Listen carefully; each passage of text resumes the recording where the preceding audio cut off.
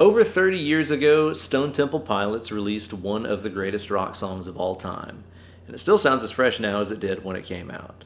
But what makes the song so great, and what can we learn from it? Let's talk about that. Hey kids, it's your good buddy, Uncle Ben. Over my many years as a guitar teacher and touring musician, I've learned thousands of songs, and they've all taught me something that stuck with me and helped me along the way. Mastering tunes makes us better players, and that's why every guitarist should learn Interstate Love Song by Stone Temple Pilots.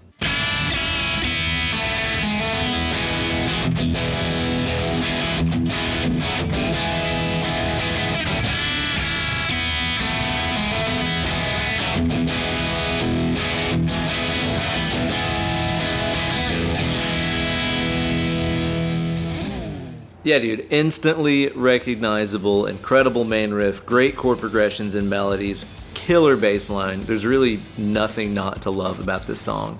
And on today's video, we're going to talk about why every guitar player should learn it and what we can pick up from the amazing chord chemistry of the Deleo brothers.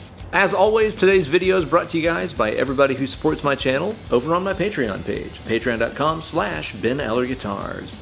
Sign up today, even for just $1 a month. You're going to get access to an amazing community of awesome folks just like yourself, as well as access to hundreds of exclusive posts like bonus lessons, backing tracks, downloadable tabs, and so much more. This week, everybody who supports my channel, even for just $1 a month, is going to get access to a very special ad-free and super extended cut of this video that features even more info about what makes this song so amazing and why you ought to be learning it. So don't delay. Sign up today over at patreon.com/Ben Eller Guitars. I'll see you there. Gear-wise, for today's video, I'm playing my lovely Suhr Modern T, which is one of the coolest guitars I've ever played. Check out that flamey ass neck. Oh my god. And I'm playing that through the Synergy Amps Morgan AC module to capture those awesome high-gain Vox-style tones. I'm playing all that stuff through the UA aux. Now, let's get into it. Now this song kicks off Beatles style by starting on the chorus. It's kind of a preview of the chorus, really. You've got the stripped down acoustic guitars, the minimal drums, and that awesome slide guitar part that's kind of giving you a preview of the vocal melody. I am by no means a great slide player, but I can still get by on this, which means you can too.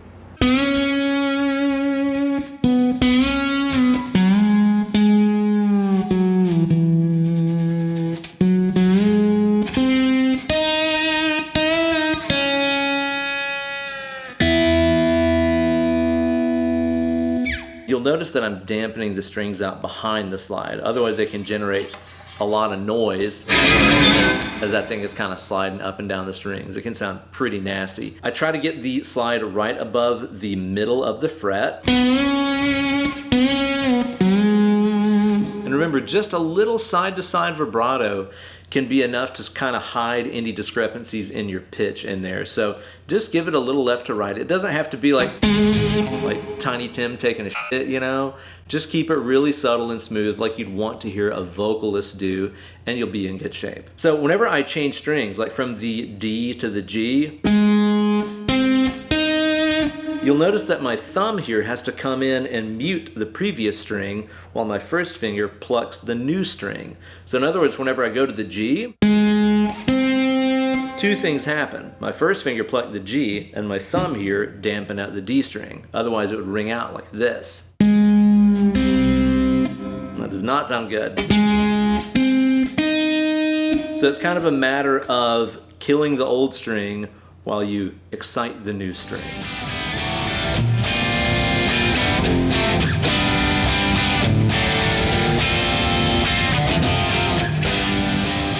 Okay, another great reason to learn this song is to exploit one of my favorite tones in the world, which is the sound of a Telecaster and an amp with a pretty substantial amount of gain on it.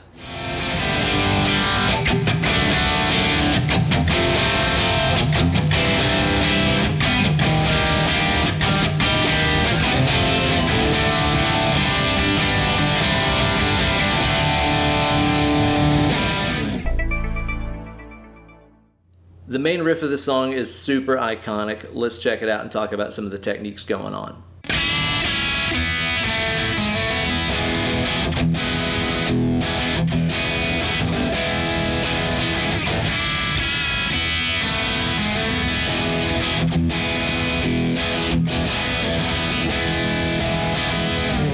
This is a great one to learn to help you get your fingering position down, because whenever you play that first bend, you've also got to have the high E string ringing out behind it, or else it doesn't really sound right. You can hear how the open high E was going on behind both of those notes right there, right? You got to really fret on the very tip of that middle finger to get that bend going on without muting the high E. If you play this and your high E string sounds choked like this, that probably means the underside of your middle finger, kind of the fingerprint portion of it, is touching the high E string. So be sure to arch up really high. That way the high E string has plenty of room to jangle around there.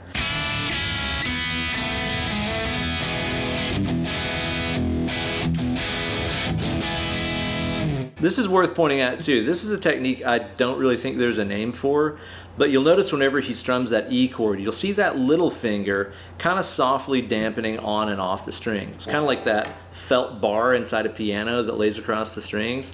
We're kind of doing the same thing here with our little finger, keeping it straight out like you're drinking tea with the queen, you know, and just laying that across the strings whenever you need to mute them out.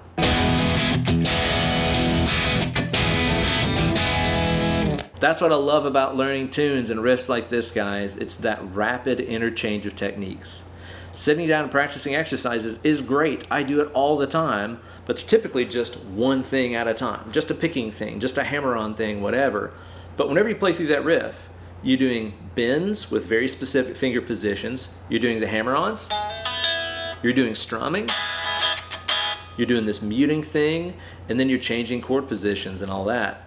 There's no exercise out there that will train you to do that stuff. You got to learn actual songs and jam with the band in order to get those techniques down.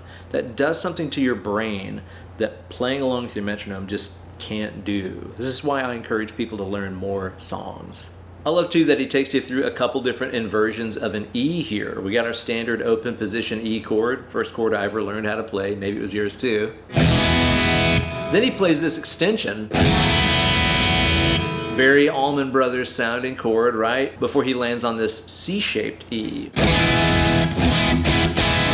You can think of this as looking like if you had a capo here on the 4th fret and you just played your regular C chord shape. Well, that's what it would kind of feel like if you were just using your first finger as the capo and using your other fingers to make that C chord shape. That's how he's ending up with this voicing of an E major. Easily one of the biggest stars of the song to me, and of most Stone Temple Pilots songs, is the bass playing by Robert Deleo. I personally think Robert Deleo is one of the most criminally underrated musicians on the planet. Not just bass players, musicians, because he's a songwriting motherfucker too. Great guitar player, and easily one of my favorite bass players and biggest influences on my bass playing. I would love to do some more stuff like this series, only it's why every bass player should learn whatever song it is, and focus on some of Robert Deleo's bass playing stuff, because I know it taught me so much and influenced me, and hopefully it can help other players to see what an amazing musician he is too. So if you guys want to see some more bass related content here on my channel, please let me know down in the comments section, because I would love to get into some big guitar stuff and show you guys what makes those bass lines so sick. Now let's get into the verse of the song, which features some really cool chords and some interesting inspiration.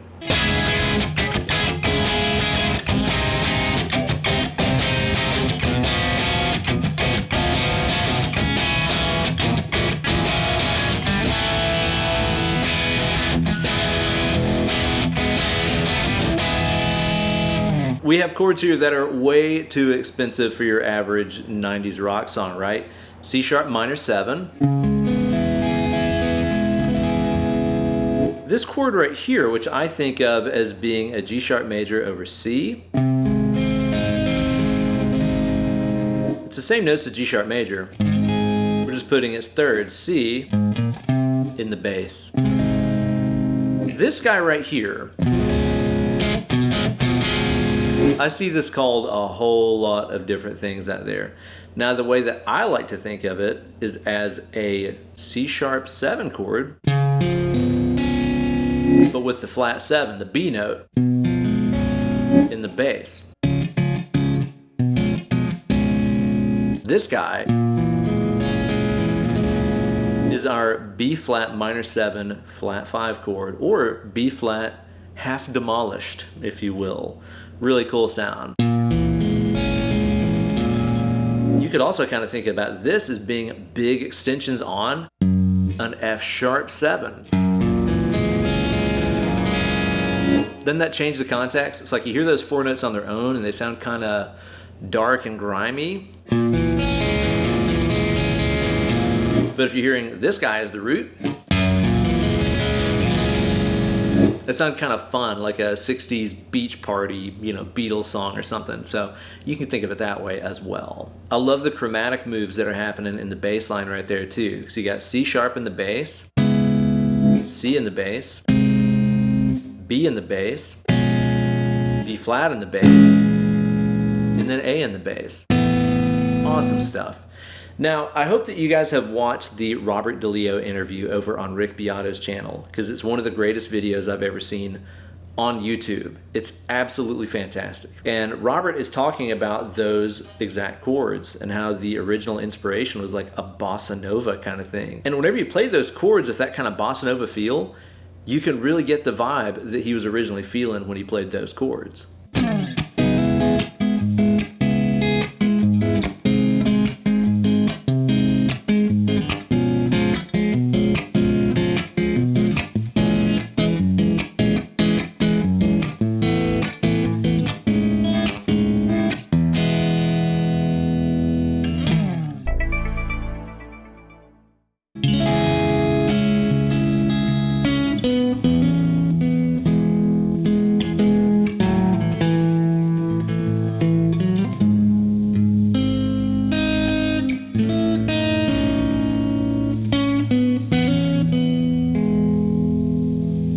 Now, I don't know if Scott or one of the Deleo brothers came up with that melody, but when you look at how it interacts with the chords that are being played against it, it's absolutely beautiful. Every one of those notes in the melody is highlighting important tones of the chords that are going on behind it. I've said this many times on my channel, and I'll continue saying it. If you want to understand music, quit thinking in key and start thinking in chord. So you can see how he starts the melody off here with the root of the C sharp minor.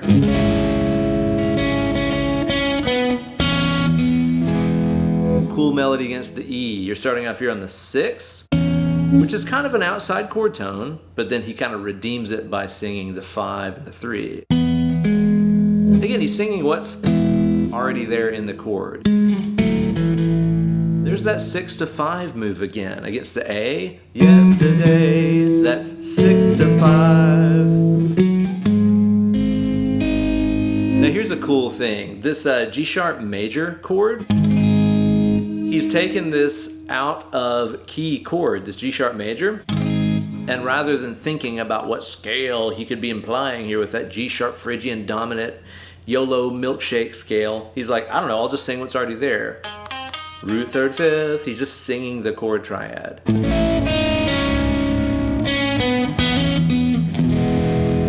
Beautiful stuff. And again, a great lesson on using what's already there. The chorus of the tune features some real big simple strumming to serve as background over that great vocal melody. Check out that chord progression and talk about the techniques going on here.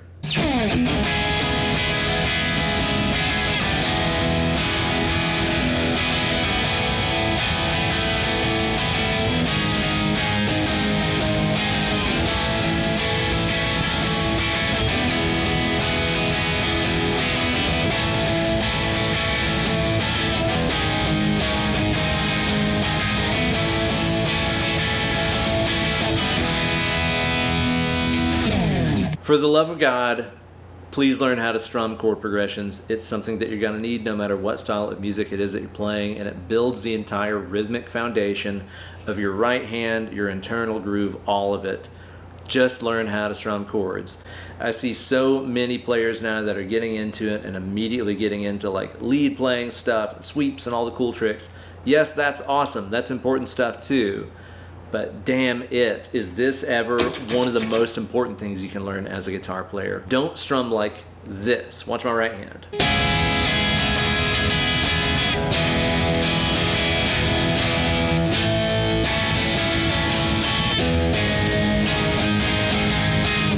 That is bad strumming. That's like strumming when the motion is only needed. It's like super efficient strumming, you know? I get the conservation of motion thing, but that's not how good rhythm playing works. Good rhythm playing will stay in motion regardless of if you're hitting the strings or not. You could put this on mute, watch my right hand, and still know where the beat of the song is. I'm not hitting the strings the whole time, but I am staying in the groove, staying in motion at all times. Try it out, you'll know exactly where I am in the beat.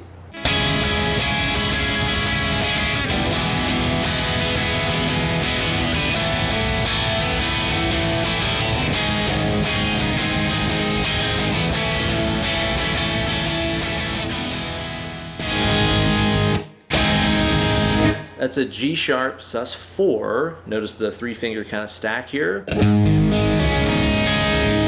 Resolving back to G sharp major. I think of this as the Mamas and Papas California Dreamin' move, right?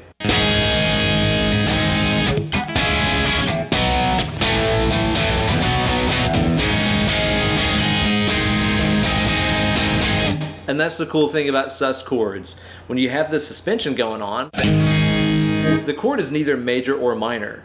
It's just sus. It kind of doesn't have an identity, right? You're kind of left waiting for resolution. And then when it resolves, by letting what was the sus fourth down to the third, you can hear what kind of chord it is, major in this case. Now, I pointed out that A sus2 here because it's odd to me that he only uses it that first time in the chorus. Every other time that he plays A, it'll be an A major bar chord.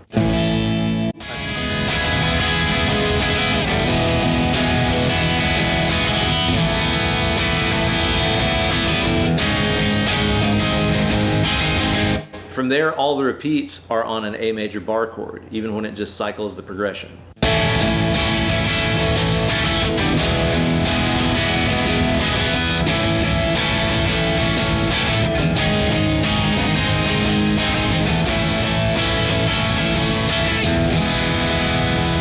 I wonder about why they did it that way. Sometimes whenever we're in the studio tracking guitar parts, we might have a chord that we wrote in one position that we end up tracking in a different position just because it intonates better. It's more in tune with the track whenever you play that A chord here than whenever you play it here. That might be the case, you know, maybe on the guitar he was playing, the B string didn't really intonate great, so when he played A major as opposed to A sus down here, maybe it rang kind of out of tune or something, so they figured this would be better and sound a little bit more solid for the track. It might be a decision like that. It might be a tone thing because it's less jangly sounding. I have no idea. I just always find those little decisions like that to be really interesting. I want to get to the bottom of them and find out why. So, I don't know. Dean, if you're watching, let me know. Why do you play it up here every time, but the sus chord down here? I don't know. So there you go, guys. A look at what makes one of the greatest rock songs of all time tick. I don't want to just pigeonhole this as being a grunge song or a song from the grunge era. To me, this stuff is timeless. Like, if this song came out now, I wouldn't think, man, that sounds 90s, or that sounds grungy. I'd just be like, that is a beautifully written, amazing pop song with great chord progressions, great melodies, awesome guitar tone, awesome bass playing, everything I like and nothing that I don't. The drumming is awesome on it too. Everything about this rules. I know it's not like a technical, flashy kind of song. There's not even a solo in it. But whenever you learn tunes like this, you learn those skills that you're going to use on every single gig, you know?